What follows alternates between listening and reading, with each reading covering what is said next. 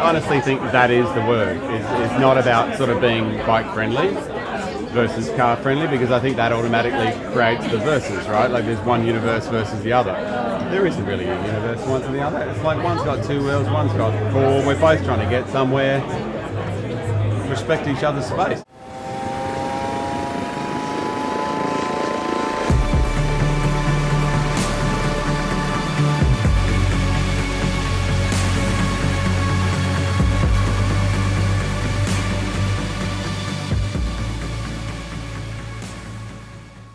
Number one is there is a community, right? Like, so if you're on a bike and if you're either if you're joining a pedal-palooza ride, or if you're joining any ride for that matter, it doesn't matter whether it's a private ride, a paid ride, a sponsored ride, whatever that is, you're automatically part of a group and a tribe. You're not going to be putting any sort of extra CO2 in the air because you're driving. I think there's just really sort of the basics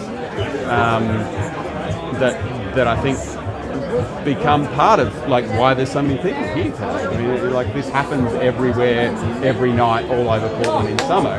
Yes, you can get a little bit of that with cars and people that sort of like, you know, like that might go to car races and those kinds of things. Sure, that's a community as well, but I think this is a lot easier to organise.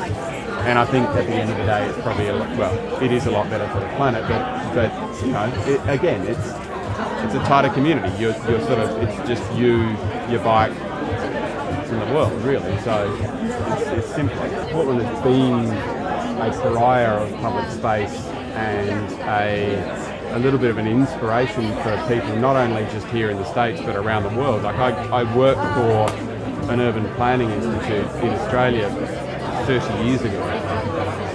And Portland was a case study. It was Portland and Copenhagen. They were the two case studies of like public spaces. And one of them, and when you talk public space, you like cycling is not far behind. So it's walking, it's cycling, it's public transport, those kinds of things. So I think that the idea of being closer to welcoming public space, I think is an aspiration that any city should have. And yes, you know, there'll be haters out in the world that hated on Portland in the last 10 years, but like the basis is still there, the desire is still there.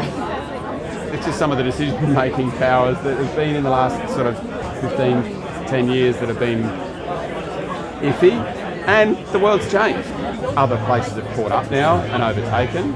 But I think like the desire is still there, and so I think like at the end of the day, that's what Greenways means to me, is like being able to like share in public space, thrive in public space. The way that I got involved in biking is twofold. One is osmosis. It's Portland. You know, you ride. It's cool. Whether it's commuting or you know, like a little bit of gravel here and there, but mostly commuting to me. The second way that I got involved in cycling is through these guys. I started Bivo with a couple of founders who were in the design industry. They'd lived here many years, been involved in producing products, mostly footwear for a long time, and got into this space where one of our founders, Karina, was a performance athlete, and she basically didn't want to drink out of plastic anymore, full stop. So we basically tried to find a way, her and her husband, and myself, we tried to find a way to figure out how we can create a product that didn't involve plastic and you could hydrate from it. So that's how we came up with that. The idea of sharing in public space means that you're growing a community.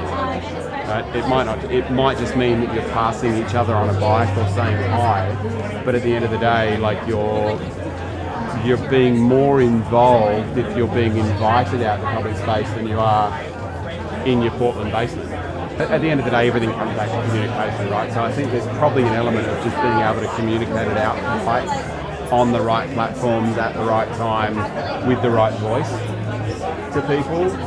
I think that's probably the biggest thing, and obviously the pandemic hasn't helped in that sense. Obviously people, yes, cycling has boomed massively, but cycling as a sort of hobby, not necessarily as a commute sort of thing, the commitment in the first place to cycling, I think, is number one. It's a commitment to thinking about things longer term, which is what the urban growth boundary did back in the 70s anyway. So maybe it might not be popular now because sometimes it's pushing up rents in certain places because you're taking up an entire sort of rental space with bike parking, which for all intents and purposes could be affording you money as a developer or whatever that is. But at the same time, like I think longer term, it's going to slowly reduce the reliance on, you know, a four-wheel vehicle or a larger vehicle. It doesn't have to be a four-wheel vehicle.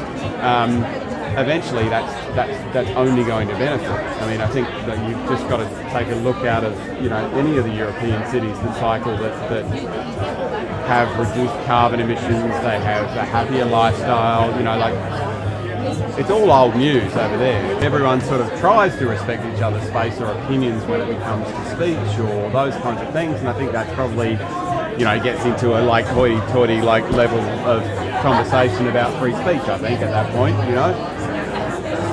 And I think that, right, if you say free speech, that is the beauty of this country. I've lived in places where there is no free speech, and yes, there might be amazing things that are happening economically. Yes, there might be amazing technological advancements that are in China, but at the end of the day, the place doesn't have free speech.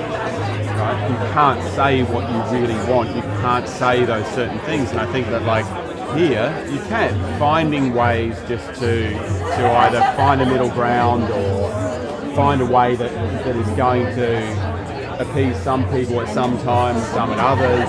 Yes, there's always going to be haters. There's always going to be haters on either side. So I think really just being able to cater for the people that care in the middle, that's the way you're going to solve it, I think.